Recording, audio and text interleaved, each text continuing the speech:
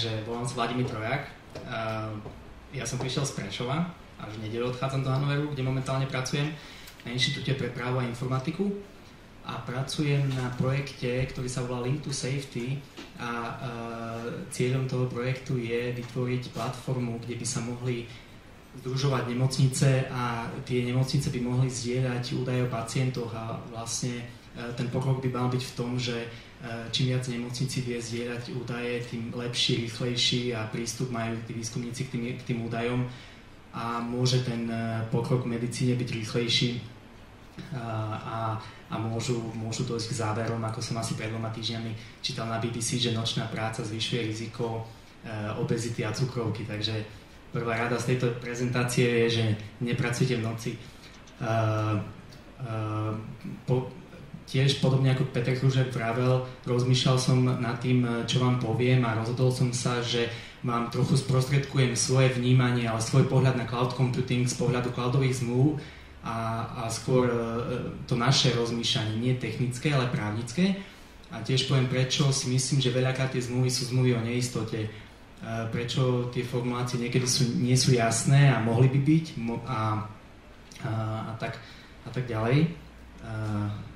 OK, takže z tejto prezentácie zíde už prvú radu viete, že nepracujte v noci, druhá bude, že neistota je tu, no do určitej miery ju vieme limitovať a tretia bude na konci.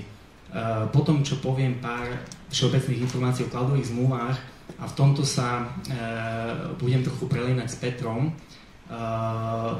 prídem k 5 konkrétnym ustanoveniam konkrétnej zmluvy a na nich poviem,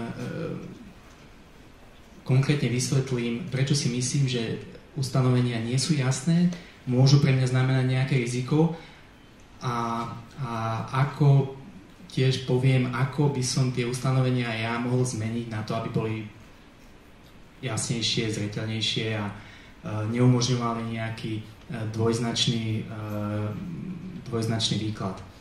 Tá cloudová zmluva, nie je to legislatívno-technický pojem, ja som viac ľudí používa ten pojem, tak je krátky, stručný a keď hovorím o cloudovej zmluve, mám na mysli akúkoľvek zmluvu o poskytovaní cloudových služieb. Už ako si ja tú konkrétnu zmluvu nazvem, je na mne, môžem ju nazvať zmluva o poskytovaní služieb, end user agreement. Niektorí ľudia používajú aj označujú cloudovú zmluvu SLAčkou, čo nie je už také zaužívané a nepoužíva sa to, lebo tá SLAčka skôr je buď určitou časťou tej cloudovej zmluvy, alebo stojí vedľa a tá cloudová zmluva sa na ňu odvoláva a skôr špecifikuje už konkrétne tú službu a kvalitu a dostupnosť, ako sa riešia prípadné výpadky a tak ďalej. A ak rozmýšľal som, ako by som do slovenčiny preložil tú cloudovú zmluvu a napadlo ma jedine zamračená zmluva, ale tento pojem radšej nepoužívajte, lebo neznie veľmi profesionálne. A tak ako povedal Peter, z hľadiska práva cloudová zmluva je inominátna, to znamená, nenájdeme ju nikde. A taktiež Peter spomenul, že bola určitá konzultácia, ona bola na úrovni EÚ a bola konzultácia o cloud computingu a jedna z otázok bola, či potrebujeme modelovú zmluvu. Boli názory, že áno, mohli by sme mať, nie, nepotrebujeme to. Ja si osobne myslím, že najbližších 5 rokov niečo také nebude ani na úrovni EÚ, ani na národnej úrovni. Takže čo to znamená? Znamená to pre nás, že nemôžeme sa jednoducho spoliehať na to, že čo si neupravíme v zmluve, to nám pomôže na to zákon a z toho hľadiska tá zmluva môže mať veľký význam a v nej je potrebné odstrániť všetko, čo môže byť s rozporom, to znamená všetky tie vzťahy, ktoré viem, že môžu nastať. Samozrejme, možno všetko neviem predpokladať dopredu, ale to, čo viem, by som mohol upraviť a ak už to upravím, mal by som to upraviť jasne, zrozumiteľne a tak, aby to neumožňovalo viacero výkladov. A to je podľa mňa v záujme nie jednej, ale oboch strán. A o tom obsahu ja poviem tak jednoducho, že akú polievku si navarím, takú si aj zjem, alebo ja som strojcom svojho šťastia v zmysle, že tu sa nemôžeme nejak spoliehať na to, alebo nemôžeme, častokrát kritizujeme zákony, že sú nejasné, že sú dvojzmyselné, alebo že majú nejaké diery, ale v tomto, pokiaľ ide o zmluvu, to znenie zmluvy záleží na nás. My za to zodpovedáme, my si to upravíme ako chceme. No a teraz po týchto všeobecných informáciách sa môžem dostať ku konkrétnej zmluve. Tiež som rozmýšľal, akú zmluvu donesiem. Niektoré zmluvy sú strašne dlhé, strašne podrobné, na nich by som až tak veľa nedokázal ukázať, že čo by som tam zmenil, v čom vidím tú takú neistotu, nejasnosť. Tak nakoniec som narazil na jednu zmluvu. Ide o indickú spoločnosť, ktorá poskytuje software ako službu na vytvorenie online faktúr. Nemyslím si, že nie je to komplexný ako ekonomický systém, ale len nejaká online služba na vytvorenie faktúr. A ja sa na to budem pozerať z pohľadu slovenskej spoločnosti. A ide o skutočné zmluvné podmienky. Prvou je voľba právej jurisdikcie. Peter o tom hovoril. Ja poviem asi toľko, že táto voľba práva jurisdikcie je väčšinou na konci zmluvy, no ja ju dám úplne na začiatok, lebo aj ona ovplyvňuje výklad ostatných ustanovení. A Peter presne povedal a mal pravdu v tom, že jednoducho tá voľba práva, to, aké právo sa na to aplikuje, to mi povie, aké môže mať tie legal costs, aká je tá vymožiteľnosť práva. A nie všade je taká slabá vymožiteľnosť práva ako na Slovensku. Niekde je aj slabšia, niekde napríklad v US je strašne drahá, no na druhú stranu možno 90% sporov v US sa končí mimosúdnou dohodou. To znamená, OK, sú tie spory drahé, no ale väčšia pravdepodobnosť, že sa mimosúdne dohodnem s nejakou spoločnosťou v Amerike ako na Slovensku. Na tú voľbu práva iného štátu si jednoducho treba zvyknúť a myslím si, že aj všetci sú na to zvyknutí v cloude, že jednoducho neostávame na Slovensku viazaní. A druhou vecou, o ktorej budem hovoriť, je zmena všeobecných obchodných podmienok. A v tejto konkrétnej zmluve je to upravené tak, že poskytovateľ je oprávnený kedykoľvek zmeniť všeobecné obchodné podmienky na základe oznámenia, a to e-mailom alebo uverejnením na webovej stránke. OK. Toto sa dá úplne akceptovať, všetci to upravujú tak, aby mohli jednostranne zmeniť alebo kedykoľvek zmeniť tie všeobecné obchodné podmienky, ale k tomu sa to dostanem neskôr. Jednou zmenou môže byť výška platieb. Super, takže v januári platím 100 eur za službu, vo februári 200, v marci 300. Potom ďalšia informácia bola, že užívateľ je oprávnený zmluvu vypovedať v prípade, že dôjde k podstatným zmenám podmienok. Možno v Indii toto je úplne v poriadku. Ak by sme na toto aplikovali slovenský právny poriadok, si treba uvedomiť, že tie všeobecné obchodné podmienky sú súčasťou zmluvy. To znamená, ja môžem mať zmluvu tu a všeobecné obchodné podmienky vedľa, ktoré si môžeme my vzájomne dohodnúť, že provider je kedykoľvek oprávnený ich zmeniť, ale treba si uvedomiť, že tá zmena je účinná aj vo vzťahu ku mne ako používateľovi služby až vtedy, keď si mi prejavím súhlas. Nie je možné mi nanútiť tú zmenu jednostranne na Slovensku. Hovorím, možno v Indii áno. A bez ohľadu na to, či ide podstatné zmeny alebo nepodstatné zmeny. Ďalšou informáciou bolo, že pokračovanie používania služby po oznámení zmien sa považuje za súhlas so zmenami. Aj s tým môžem súhlasiť, ale tu je dôležité, aby tie zmeny mi boli oznámené. A tu sa dostávam zase k prvému bodu, kde sa hovorí, že tá zmena mi bude oznámená mailom alebo uverejnením na webovej stránke. Keď som rozmýšľal nad tým mailom, OK, pravdepodobne vo väčšine prípadov ten mail je možno technicky zabezpečí to oznámenie, ale to znamená, že ho dostanem. Možno v nejakom malom prípade mi to príde do spamu, nedostanem ho, ale predpokladajme, že ten mail by sme mohli povedať, že OK, na prvej väčšine prípadov by mal stačiť. Ale mňa zaujalo to druhé. Uverejním na webovej stránke. Rozmýšľal som nad tým, či vo všetkých prípadoch ja sa dozviem o tej zmene. A napadli ma také prípady, že keď keď sa logujem do svojho konta, môžem sa logovať z nejakej podstránky, kde ja ju mám v bookmarku. To znamená, môže dojsť prípadom, kedy ja neidem na tú hlavnú stránku. To znamená, že nedozviem sa o tých zmenách. Môže byť prípad, lebo ja sa nepozerám teraz na tú technickú stránku. Možno ten service provider vždycky, v každom prípade, akúkoľvek zmenu oznámi na titulnej strane, ale ja to z tej zmluvy nevidím. Tá zmluva môže znamenať aj to, že on uverejní tie zmeny, ale uverejní ich tak, že už v konkrétnej podstránke, kde sú tie všeobecné obchodné podmienky, len zmení to znenie. Odkiaľ ja viem, že to znenie musím si vždy pri každej návšteve stránky čítať celé, budú vytrakované tie zmeny, alebo oznámi tie zmeny na začiatku stránky. A ja som rozmýšľal nad tým, že možno lepšie riešenie by bolo podobné ako je toto, že nemám tu pointer, to znamená, že sú tam nejaké správy, už v mojom už keď som sa nalogoval, sú tam nejaké správy od toho providera, kde mi môže oznámiť, že došlo k zmenám a ja si ich prečítam. A potom tiež som rozmýšľal aj nad takým, že 100%, možno 100% by som zaručil to, že o tých zmenách vie a prejaví ten povedal by som informovaný ten súhlas alebo nesúhlas tým, že keď sa naloguje do systému, predtým ešte ako je schopný používať tú konkrétnu službu, musí prejaviť súhlas alebo nesúhlas s tými zmenami. Neviem, či toto je pre vás zaujímavé technické riešenie. Nie je zaujímavé technické riešenie.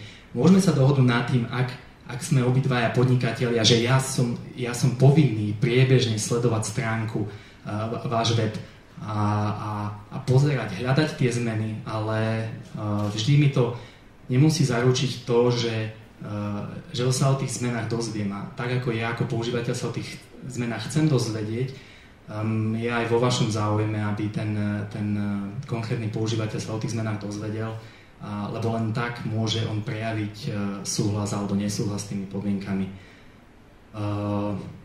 Neviem, či k tomu sú nejaké otázky, alebo či som dostatočne zrozumiteľný. Ak áno, tak pôjdem ďalej.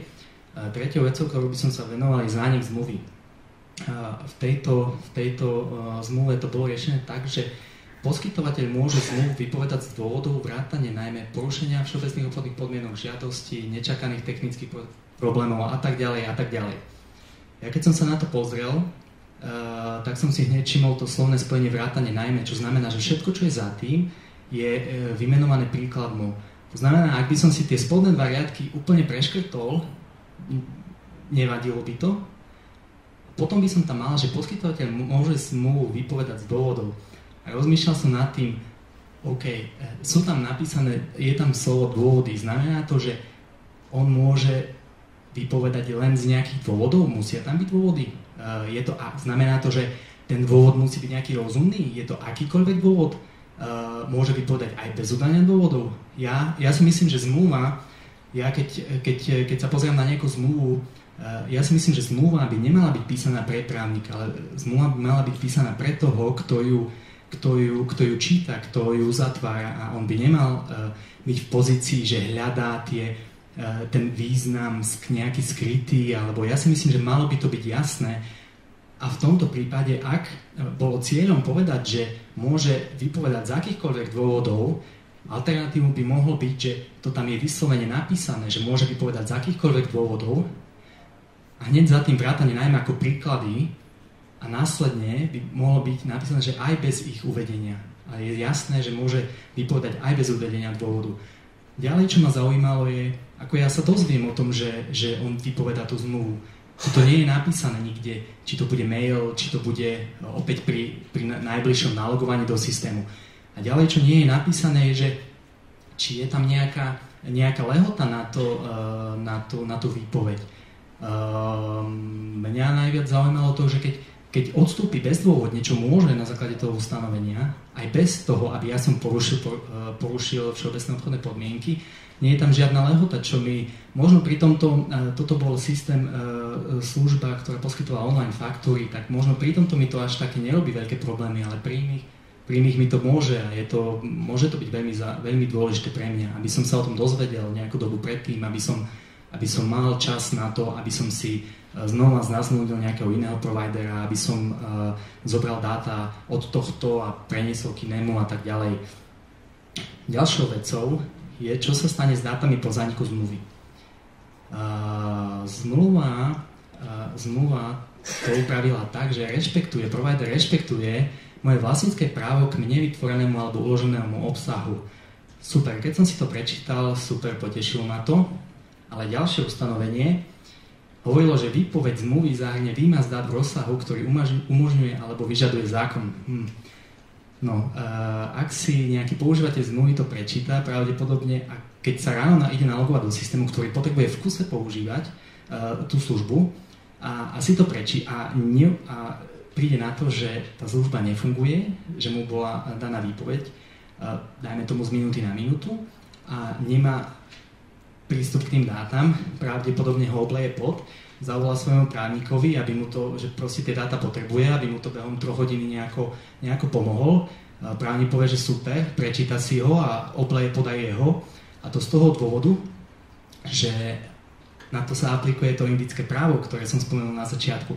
A ja fakt neviem, ako indické právo opravuje túto problematiku. Takže úprimne, ja osobne momentálne som to ani neskúmal, ani to nechcem skúmať, lebo ja som sa zameral na tie zmluvné podmienky. A v tomto prípade chcem a rád by som, aby aj tento problém tá zmluva upravovala. Upravovala asistenčný servis po zániku zmluvy, ktorý veľa providerov poskytuje, upravuje, a poskytol napríklad dobu, počas ktorej si môžem tie údaje stiahnuť, tie dáta, a najlepšie v rozumnom formáte. Niektorí to robia tak, že samozrejme ja keď si uploadnem nejaké PDF-ko, nejaké dokumenty, tak ich stiahnem v tom istom formáte, ale čo keď používam tento online fakturačný program, tak ja tam neuploadujem nejaké PDF-ka, ja tam dávam údaje o svojich klientoch, o tých faktúrách, o sumy a tak ďalej. A tieto dáta tiež by ma zaujímalo, v akom formáte tieto dáta získam. Tuto nie je napísané. Podľa mňa toto je veľmi dôležitá informácia. Všimol som si pri niektorých, že bolo to v CSV. Áno, ja neviem, sám osobne neviem, čo by som robil s tým formátom, ale vy pravdepodobne viete, takže podľa mňa je to super a je to informácia, ktorú zmluva by mohla obsahovať. A ak by som mal v zmluve napísané, že áno, tie dáta dostanem, sú tam aj po zániku zmluvy, mám na to, dajme tomu 15-30 dní, môžem ich získať, musím za to zaplatiť, dajme tomu ďalšiu možno sumu, ktorú platím za tých 30 dní, ale je to jasné, viem, aké sú moje práva, viem, aký je postup a tak ďalej.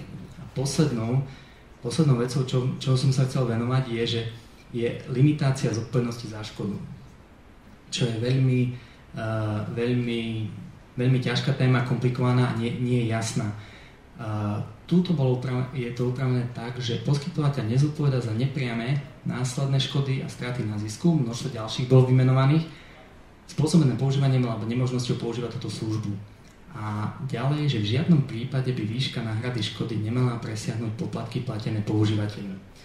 Ja keď som si to prečítal, tak ma napadlo, že toto už nikto nič negarantuje ako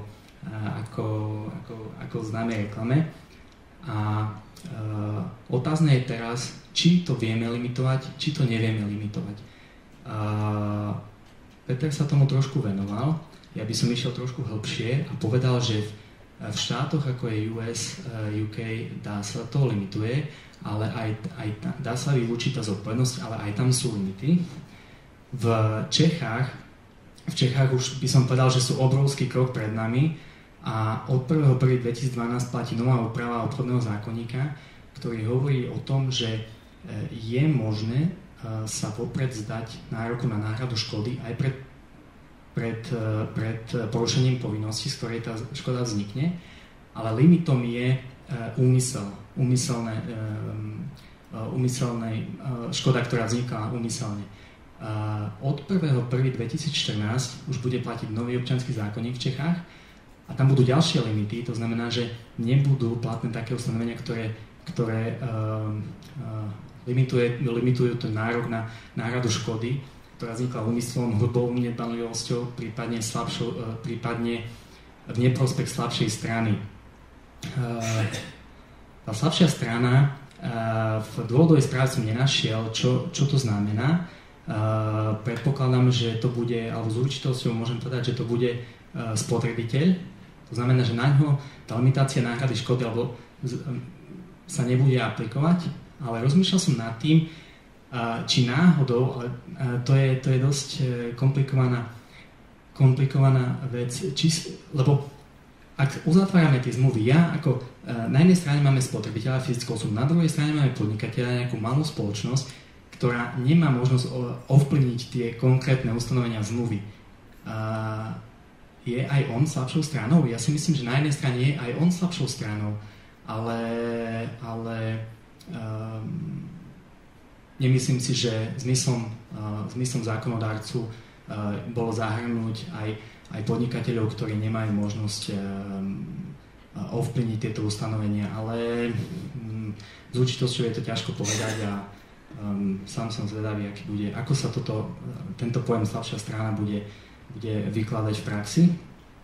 A na Slovensku je možnosť vopred sa vzdať nároku na náhradu škody veľmi sporná, neistá. Je presne tak upravená, ako bola pred 1.1.2012 v Čechách. A v zásade platí, že úplne sa nie je možné vzdať nároku, ale prevažuje názor, že zmluvne limitovať rozsah náhrady škody by sa za určitých podmienok malo dať. Ja keď odpovedám niekomu na otázky, vždy sa snažím a mám rád, keď sa dá odpoveď dať áno, nie, ale bohužiaľ v tom IT práve veľmi veľa odpovedí pracuje skôr na tou pravdepodobnosťou, malo by sa to dať. Bohužiaľ je to tak aj pri tejto limitácii náhrady škody.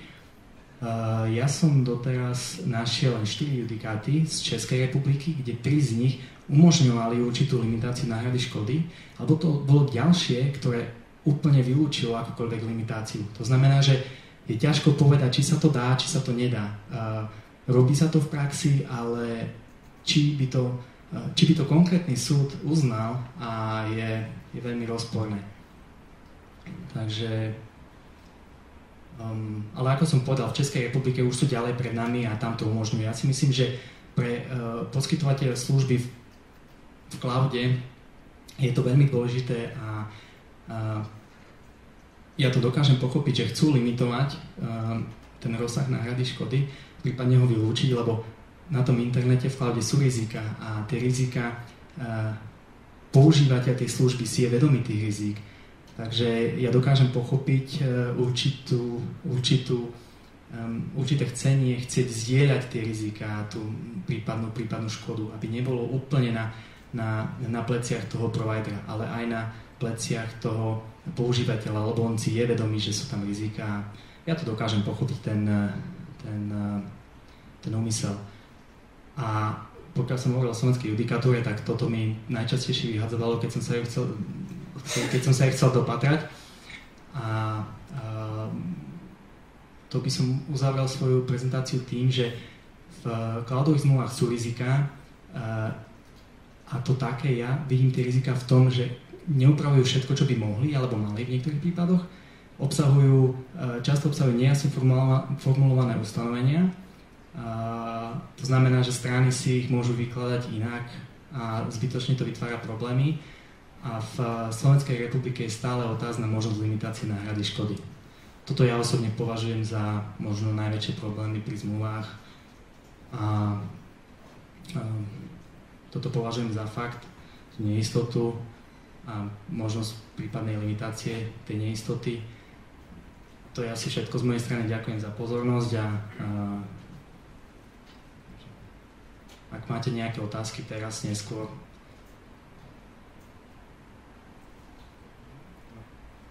Nie je otázka, ale skôr taká poznámka, že od rána sme tu počúvali všeličo o výhodách poskytovania cloudových služieb, malované úplne na ružovo. Väčšina z tých ľudí, čo tu je, predpokladám, sú tí, čo tie služby chcú poskytovať. Ale keby som sa na to pozrel z z pohľadu, ja ste vy nastavili toho odberateľa alebo toho klienta, tak asi by som si rozmyslel, či ísť do takého rizika. Napriek tým všetkým výhodám, ktoré tu boli od rána prezentované, toto je tak limitujúce, toto zmluvné ošetrenie, že asi by som si to teda dosť rozmyslel. No, ja som, možno to je práve preto, akú zmluvu som si vybral. Mohol som si vybrať zmluvu, napríklad, neviem, či je vhodné spomínať toho providera, mohol som si vybrať zmluvu, kde všetko je ošetrené, o čom som hovoril, kde je presne napísané, že tie dáta mi dá, že je tam 30-dňová lehota, že v prípade, ak ja vypoviem zmluvu, kde ja mám napríklad 30-dňovú výpovednú lehotu, po tých 30 dňoch ja mám na to 30 dní, aby som si tie dáta stiahol. Ak ju on vypovie, dáva mi tú lehotu. Fakt, ja som chcel len ukázať na to, toto nie sú všetky zmluvy, to je konkrétna zmluva, ktorú som si vybral a vybral som si zmluvu, kde som videl, kde sú chyby a kde na tie chyby môžem ukázať. Nechcel som vôbec z pohľadu príjemcu služby to nejak kritizovať a úplne povedať, že je to rizikové, je to zlé. Ja som vám chcel ukázať na to, v angličtine poor drafting, na možno v niektorých prípadoch slabé draftovanie. Zákon ako by som to povedal, zhrniem to asi tak, že nechcel som nejak zlom vykresliť ten cloud computing, určite nie, ale chcel som len poukázať na to, že je super, keď tá cloudová zmluva upravuje všetko a ak upraví všetko, potom ja som si istý aj ako používateľ tej služby, aké mám práva, aké mám povinnosti, či sa dostanem potom tým dátam, ako sa k ním dostanem, ak mi vypovie zmluvu, či je tam výpovedná lehota, nie je tam výpovedná lehota, lebo myslím si, že ak vy ako príjemca služby, ak vám poskytovateľ služby môže kedykoľvek, z akéhokoľvek dôvodu vypovedať tú zmluvu, myslím si, že nejaká neistota tam je. Ak je to presne upravené, že je tam nejaká výpovedná lehota. Samozrejme, ak ja poruším tie všeobecné obchodné podmienky, tak je úplne pochopiteľné, že má záujem na tom, aby mohol vypovedať tú zmluvu kedykoľvek. Jasne, stačí si prečítať, keď máte zmluvu s nejakým vašim dodávateľom internetového pripojenia alebo televízneho signálu alebo čohosi. Proste tam to vyzerá jak jednostranne, že všetky veci sú proti tomu zákazníkovi. Áno, kým je všetko v poriadku, samozrejme, nemusel som tú zmluvu ani čítať. Väčší problém je, keď niečo prestane fungovať a začneme čítať zmluvu a potom zistíme, že sakra, keby som si ja týchto 10 strán tých malých písmen prečítal, tak ja by som sa snáď ani nepripojil na ten internet, lebo tam ja mám toľko všetkých povinností a... Sú SLAčky, kľudne aj po prezentácii vám ju môžem ukázať, ktorá sa mi fakt páči, ktorá nie je jednostranná, ale ktorá fakt upravuje tie práva, povinnosti oboch strán. Samozrejme, ja si myslím, že vždy ten provider to upraví trochu v svoj prospech, ale napríklad to získanie dát po zániku zmluvy, ten zánik zmluvy, tie výpovedné lehoty, tá zmena tých všeobecných obchodných podmienok, to informovanie je rôznymi spôsobmi upravené v rôznych zmluvách a v niektorých fakt je to upravené možno ideálne. Všetci si to môžu upraviť tak, ako chcú, ale takže nevhodne som zvolil zmluvu, áno? Ja som tiež z tej strany, že skôr toho poskytovateľa. Nie, nikto to tak neberie. Musíme v poriadku. Čo vás sa na to tak spôsobí? No. Chcel by som sa opýtať, aký máte názor na všeobecné verejné public cloudy, ktoré sú dostupné, napríklad Roblox, Amazon S3 a takto. Aký máte na to konkrétny názor z hľadiska licenčnej zmluvy alebo nejakej zmluvy o používaní? Musel by som si ich všetky prejsť. Z Amazonu som si pozrel, ale v Amazone som si pozrel len ten post-termination, sa mi zdá, že to bolo post-termination assistance a tam myslím, že práve Amazon poskytoval tú 15 alebo 30 dňovú lehotu, v rámci ktorej si ja môžem stiahnuť tie dáta. To ma napríklad na tom zaujalo. Ale k ostatným momentálne neviem. Poznal službu, nepozeral som tie podmienky. A je niečo konkrétne, čo ste si tam všimol, na čo sa chcete spýtať? Ani iba ma to zaujíma, že z hľadiska nejakých komerčných zmluv pre private cloudy, alebo ktoré hostujeme pre zákazníkov a tieto public produkty, že to porovnanie tých zmluv, že ako by sme mali variovať možno zmluv pre private cloud, ak by som to chcel porovnať s public cloud. Že aká by mala byť tá hlavná zmena medzi private a public cloud? Hľadiska služieb. Hlavná zmena. Môžu tam byť nejaké rizika, ne? Tak napríklad pokiaľ ide o tú limitáciu náhrady škody je veľmi nepravdepodobné, respektíve pri tom spotrebiteľovi sa to limitovať nedá. Pri tej právnickej osoby, ako som povedal, opäť možno s tým počítať, že do určitej miery by si to mal dať, ale spoliehať sa na to určite nedá. Ale ako by som, pokiaľ ide o tie konkrétne zmluvné podmienky, ako ich odlíšiť, takto z vole ja neviem na to odpovedať.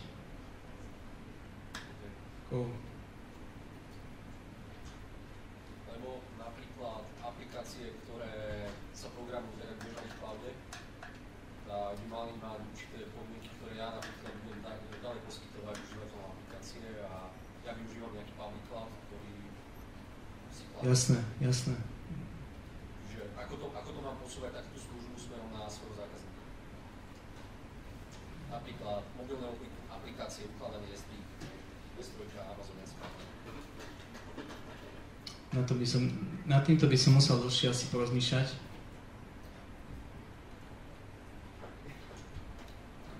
Neviem. Neskôr. Hej.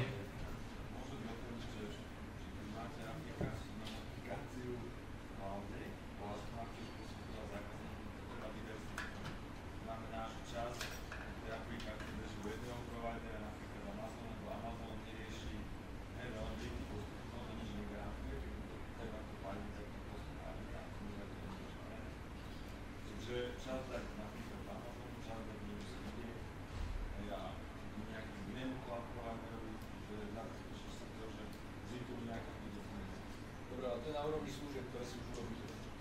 Ale z hľadiska licencií sa to nerieši. Z hľadiska tej licenčnej zmluvy. Teda nie licenčnej pohodnou. Z hľadiska zmluvy. Každý má to, že každý si nejaký podmienku a môžeš to nejako spojiť, ale máš vyšší dostupný. Ako je tam pravda, že aj keď to tam nie je riešené, v rámci zmluvy nejaká dostupnosť, tak je potom pravdepodobné, že dvaja providery naraz je. Ale je to hodnotenie vášho rizika. Pokiaľ vy poskytujete niekomu službu, máte s ním vzťah a ide o tom, ako si to nadizajnujete napríklad týmto spôsobom, pretože vy nesiete potom určité rizika voči tej zmluvnej strane, voči tomu odberateľovi. Takže pri tom dizajne alebo pri tom nápade, ako tie služby z toho cloudu poskytovať, to je veľmi dôležitý aspekt, ako na tom rozmýšľať. Lebo Amazon fajn, super, lacný, všetko, nezaručí nič. Respektíve, aj keď zaručí, vieme, čo sa stalo. Boli veľké výpadky, ktoré boli a tí, čo na to mysleli, tí mali menšie dopady potom, než tí, ktorí sa na to absolútne spoľahli. Nebolo to tak dávno, čo tie výpadky. Preto som sa pýtal. Hej. Tam mali core projekty, ktoré boli softwareové, a tým, že Amazon padol, nemali závody, než degrantovali, tak vlastne celá tá ich práca išla. Čiže ak je môj core business a mám sa spoľahnúť na ten core business, ktorý mi dá tie výnosy, tak musím myslieť na tie riziká, ktoré To je jednoducho, musím ich ošetriť tie rizika. Treba na to uvažovať.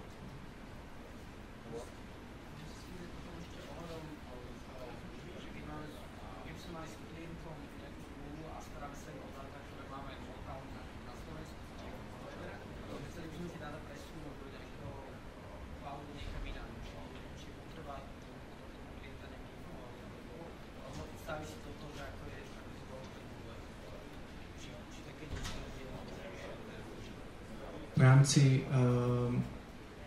tiež závisí od toho, o aké dáta ide, či ide o osobné údaje alebo akékoľvek iné dáta.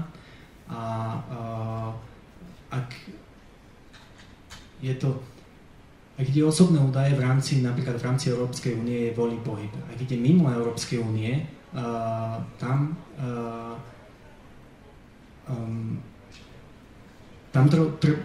vy máte,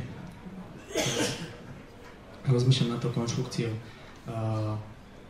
V zmluve to teraz máte tak, že vy máte určité dáta od vášho klienta, máte sa im o nich starať. Máte ich uložené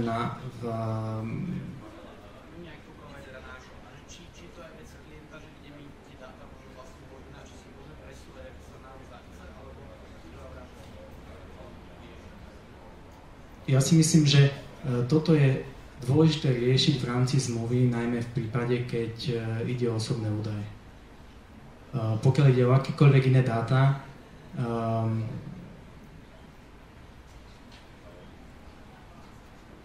správna odpoveď je, že určite to treba riešiť. To je správna odpoveď. Napríklad profesiu zrejme poznáte, väčšina z vás. Profesia toto chcela riešiť spôsobom ukladania do Amazonu. A keďže oni spracúvajú tie údaje, mali s tým neskutočné právne problémy a nie som si istý, ako to doriešili. Že chceli mať zálohu v Amazone jednoducho. Amazon je lacný, tak im tam platíme paušál za to, že však budeme tam držať dáta a keď rachne profesia Slovensko, tak to tam zdvihneme.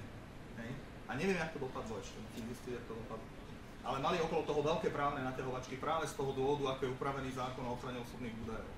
A teraz niekedy v poslednej dobe, ale už... A to už riešili pred nejakým časom, to viem. Ale neviem, ako to má doriešť. To by bolo zaujímavé.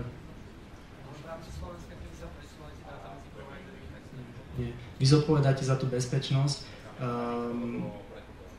ale nie ste viazaní tým, že ak to nemáte zmluve viazané, že musí to byť na serveri tu v tejto budove, je to vaša zodpovednosť. Ale tá stupeň ochrany dáta môže byť, ak sa robí pre nejakú banku napríklad, tak je tam ak to datacentrum, kde je to hosťované, nespĺňa tú ochranu dáta. Áno, to je iný prípad.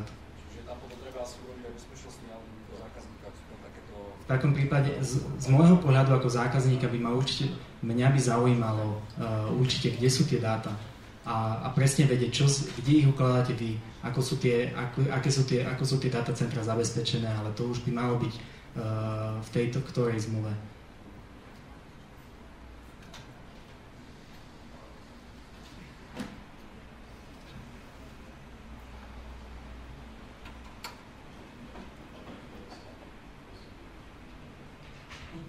Takže ak nie sú ďalšie otázky?